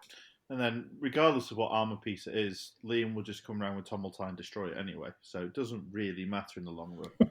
You evil man. But again, that's fine. Like, if you're printing cards to remove build arounds, that's fine. Like, people build with that knowledge in mind. The issue starts, to kind of say, when you're creating these legendaries that aren't like build arounds. They're just too powerful from a raw power perspective. In the sense of, like, I'm not building around Stormstriders. It's just good with the cards I was going to play anyway. And, like, for a while, Crown of Seeds felt like it had that problem. So did Mask of Momentum, because we were just in the spots where I'm not making any concessions to, like, make my deck good with this card. I would just play Rampart. I would just play, so on and so forth with Crown of Seeds. Mask of Momentum, well, it's the only headpiece I've got as a ninja, and I like to attack, so that seems good. And we've seen other options happen where Guardian got Stalagmite. Shit, using Crown of Seeds is a little bit harder now because I don't have so many things to do in my opponent's turn that let me spend those resources efficiently, so I'm not always getting maximum value. Maybe this is worse than Crown of Providence. We're looking at stuff like Mask of the Pouncing Lynx, which is arguably one of the most well-designed Majestics ever printed, if we're looking at CC only and not Blitz, because it's a stain over there. But in order for you to create a Majestic headpiece for Ninja that fought with Mask of Momentum, that was a fucking hard job. We all underestimated that as well. I mean, 100%. Everybody. I don't know a single person looked at that and said, "Oh, everyone was like, oh look, Benji support." Like, literally, all you heard from everyone was, "Oh, Benji support," right? And like, we're like, maybe this card is a problem in Blitz because, again, it's like Stubby Hammer's issue where it's 5 damage on board, and we were right because that continues to be a problem. But you successfully built a Majestic that made me go, "Hey, can I build my Ninja deck in a way that uses this better than Mask of Momentum?" And that's exactly what you want those cards to do. Like, I think Tiger Stripe Shuko is a great example, even though it is a legendary, because it blocks 2, which unfortunately is the thing that ups these sometimes. But it's another one where it's like, well, okay, how do I build my deck to trigger this every turn? Because over the course of the game, that's like 5 extra damage, but not in one go, so it feels significantly fairer. And like, that's what I want from armor pieces being designed now. They need to be role players more than like just stupid powerful, right? And if you're printing these legendaries to build around, they should be Black Tech Whisperers. They should be Phantasmal Footsteps. They should be Crown of Seeds. Arguably, maybe that one's a bit too good, but they are like hero defining, and that's what you want from them. Yeah, I think the L-slot is, but I mean, because I'm just very conscious of the time, chaps. We have gone on for a lot longer than we anticipated.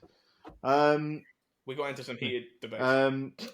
Yeah, we went entirely off on a tangent about armor, which I didn't expect, but I enjoyed nonetheless. Just chop it up into 2 podcast episodes. It'll be fine. But Scott, we do owe you a Vexing Malice, which you wanted. I mean, sure. I won't take everyone's time up because I imagine most people have left by now. You may well have done, but you got 2 minutes. Sure. In which case, all I will say is that, as far as I'm concerned, the toilets at Worlds were one of the worst toilets I've ever experienced in my times playing TCGs, any event worldwide, mostly because of lack of consideration in what is essentially a temporarily built venue. If you're going to use a tent or something like that, you need to make sure there is enough for both genders, they're readily accessible, people aren't getting penalised because they can't get to their round in time, things aren't stuffy. I'm not embarrassed about them being outdoors. Hire more if you have to, but make considerations to make them clean and comfortable, as opposed to people begrudgingly run into the bathroom during their own rounds so they don't have to be there any other time. Fair and reasonable. Yeah, I don't think anyone can argue with anything in that. I mean, it would, like you say, it was one of the small things, and in the whole scope of what the World's event was. Yeah. Yeah, I felt sorry for a lot of the female players at the event, because not only were you essentially sharing units with the guys, but you had like 3 toilets to use because everything else is a urinal, which is just like three cubicles, like times 3 maybe. I think there's 3 down the row, so like 9 cubicles is not acceptable for a 3,000 person event or whatever it is over the course of the whole whole thing with the calling and everyone playing side events and stuff, that's not an acceptable number, and we know LSS does better than that. So it was disappointing because we expected more from a company we've grown to expect more from, because they keep killing it, right? And that's what made that a bit of a, geez, I'm sorry, especially for like, I met some fans who are trans over the course of the event and stuff like that, and there's no consideration made for that either, which left a lot of people in that regard feeling very uncomfortable as well, which is a real shame, and hopefully a lesson learned, I think, for others. I mean, I've heard, on other podcasts, obviously James White only saw the venue, I think, the day before, and obviously everything's pretty locked in, and he wasn't particularly pleased with the state of it. So I think he made some comments to that effect at the venue when people were meet and greeting and standing in lines and stuff. And but I think he, again, had a great spin on it and accepted that, not everything was ever going to be perfect for your first ever World Championships, and lessons can be learned, right? And again, I think people who are yarping on about the tent and it being unacceptable when it's in a tent, like, you ever tried renting a venue that size? Like, it's especially in the middle of COVID when everything was trying to get fucking sorted for this thing, like, that's okay. Everyone was comfortable. There was plenty of space. No one was sat at a table with their elbow in somebody else's eye. Like, the calling ran, worlds ran, side events ran. There was space to walk around. Fuck it. That's all okay with me. Temporary venues are no big deal. But extend that comfort to every part of the journey. We shouldn't be dealing with cramped toilets where no one's sure where they're supposed to be going at horrible times, and then food vendors who don't take cash for piles of tourists and want $15 for 2 bottles of water. We can do better than those things. I think, again, can only agree with those sentiments. Obviously, I wasn't there, so I can't particularly comment on what. I just obviously going off what other people have said, and it does sound like, generally speaking, that was the only thing that upset people for the weekend. But one of few small misses in a field of fantastic hit. Exactly. Well, gents, I think we are way over budget on the time. This is 2 episodes. This might well be a 2-parter. But Liam, George, thank you very much as ever, and Scott, it's always a pleasure to have you back, and very much looking. I invited myself. Well, technically, Liam was supposed to invite you apparently, and didn't. But no, I was like, "Do you want to guest?" And he ignored me. Yeah, this is true. This is why you asked. That's what happened. Right. No, I get it. I talk too much. It's fine. No, you just need a breather. So you make enough content. But anyone who wants some either fab content or Marvel Snap, if you're one of the many millions who got caught up in that phrase, I'd definitely go and check out Mr. Mines' channels.